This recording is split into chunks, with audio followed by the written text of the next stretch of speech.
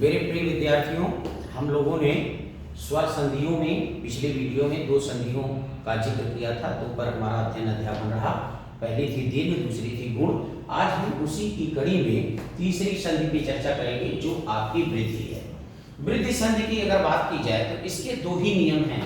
यहाँ पर लिखा हुआ है कि यदि आ के बाद ए या ऐ आए तो ऐ हो जाता है, या दूसरा नियम इसका कहता है आ के बाद ओ या औ आए तो औ हो जाता है। ये तो आपके नियम है। इसका सूत्र है वृद्धि रेच। कभी कभी सूत्र भी पूछ लिया जाता है। तो आइए हम इन दोनों नियमों के तहत, चूंकि हमने उदाहरण लिख लिया है, एक बार उदाहरण से हम इन नियमों के बारे में जानते हैं। पहला, जैसा कि हमने लिखा है, जो पहला नियम है आ के बाद ए या ऐ आए तो ऐ हो जाता है, उसमें चार फॉर्मेट हमने बनाया है। पहला फॉर्मेट हमारा यहाँ पे हमने लिख भी दिया है, आ या आ के बाद यानी ह्रस्व आ या दीर्घ आ के बाद ए या ऐ आए तो दोनों मिलकर ऐ हो जाता है। इसमें हमने चार फॉर्मेट में इसको डिफाइन किया है। पहला फॉर्मेट इसका है आ यानी ह्रस्व आ के बाद अगर ए आता है तो दोनों मिलकर ऐ हो जाता है। उसका उदाहरण हमने लिखा है, जैसे आपका आता है एकैक, ठीक है। इसमें अभी लास्ट में हम आपसे चर्चा करेंगे कि कौन कौन से जो है वो उदाहरण आपसे पूछे जाते हैं, अक्सर एग्जाम में पूछे गए हैं या पूछे जाएंगे। पहला उदाहरण इसका है एकैक। एक प्लस एक यानी आ के बाद ए आया तो दोनों मिलकर ऐ हो गए। दूसरा इसका उदाहरण है वित्तैषणा। वित्त और ऐषणा, आ के बाद ए आया ऐ हो गया। एक चीज यहाँ पर और आप ध्यान रखें कि ऐषणा जो है ये किसका पर्यायवाची है, ये पूछा जाता है। और आप जान लें कि इच्छा का जो पर्यायवाची है वो आपका ऐषणा है, ठीक है। तो वित्त ऐषणा यानी धन की इच्छा, आ प्लस ए बराबर ऐ हो गया। तीसरा इसका उदाहरण है लोकैषणा। लोक और प्लस ऐषणा, आ प्लस ए बराबर ऐ हो गया। दूसरा इसका फॉर्मेट बनता है आ के बाद यदि ऐ आए तो भी ऐ होता है। इसका उदाहरण आपका है, पहला इसका उदाहरण है भवैक्य। इसमें भव प्लस ऐक्य, भव का मतलब संसार, संसार में ऐक्य का मतलब एकता का तत्सम ऐक्य है। ये बात भी आप ध्यान में रखिएगा। जैसे ऐषणा जो है इच्छा का पर्यायवाची है, पूछा गया है। यहाँ पे ऐक्य जो है वो एकता का, एकता जो है तद्भव है, ऐक्य जो है वो आपका तत्सम है। तो भव प्लस ऐक्य, आ प्लस ऐ बराबर ऐ। मतैक्य, मत प्लस ऐक्य, आ प्लस ऐ बराबर ऐ। तीसरा इसका जो नियम है वो है यदि दीर्घ आ के बाद ए आए तो भी मिलकर ऐ ही होगा। उदाहरण आपका है जैसे सदैव, सदा प्लस एव, आ के बाद ए आया ऐ हो गया।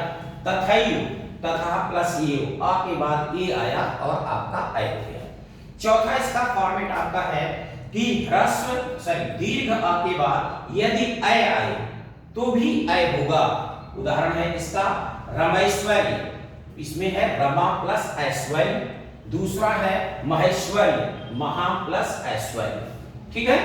अब ये आपका अगर यहाँ पे बात करें तो ये आपके उदाहरण भी हो जाएंगे। ये आपके इनकी अगर बात करोगे तो ये दोनों आपके जो हैं वो कर्मधारय समास के उदाहरण भी है। इसके हैं कर्मधारय समास के। फिर ये आपका दूसरा इसका फॉर्मेट पहले का ये है। दूसरा फॉर्मेट कहता है, दूसरा नियम कहता है कि यदि ह्रस्व या दीर्घ आ के बाद ओ या औ आए तो दोनों मिलकर औ हो जाता है। इसका भी हमने चार फॉर्मेट बनाया है, जैसे ऊपर का बनाया है उसी तरह से यहाँ पे भी है। पहला फॉर्मेट है आ प्लस ओ बराबर औ। जैसे उदाहरण उसका है दंतौष्ठ, दंत प्लस ओष्ठ, आ प्लस ओ बराबर औ। परमौज, परम प्लस ओज, आ प्लस ओ बराबर औ। जलौध, जल प्लस ओध, आ प्लस ओ बराबर औ। वनौषध, वन प्लस औषधि, आ प्लस ओ बराबर औ। फिर इसका दूसरा फॉर्मेट कहता है, दूसरा नियम, कि यदि दीर्घ आ के बाद ओ आए तो भी दोनों मिलकर औ हो जाता है। उदाहरण है महौज, महा प्लस ओज, आ प्लस ओ बराबर औ। महोजस्वी, महा प्लस ओजस्वी, आ प्लस ओ बराबर औ। परमोजस्वी, परम प्लस ओजस्वी, आ प्लस ओ बराबर औ। चौथा इसका नियम, तीसरा इसका नियम है कि यदि ह्रस्व आ के बाद ओ आए तो क्या फॉर्मेट बनेगा, तो भी ये आपका औ ही होगा। जैसे उदाहरण है परमौषध, परम प्लस ओ औषध, अ प्लस औ बराबर औ, परमौदार्य, परम प्लस औदार्य। अब यहाँ पे भी आप ध्यान जान लीजिए, जैसे ये एकता का ऐक्य है, उसी तरह से उदारता का तत्सम शब्द औदार्य है। ये पूछा जाता है कि उदारता का तत्सम क्या है, तो आपका औदार्य है। परम प्लस औदार्य, अ प्लस औ बराबर औ, देवौदार्य, देव प्लस औदार्य, ठीक है, अ प्लस औ बराबर औ। इसका लास्ट फॉर्मेट जो है वो आपका है आ, यानी दीर्घ आ के बाद यदि औ आएगा तो क्या बनेगा, तो भी मित्रों आपका औ ही बनेगा।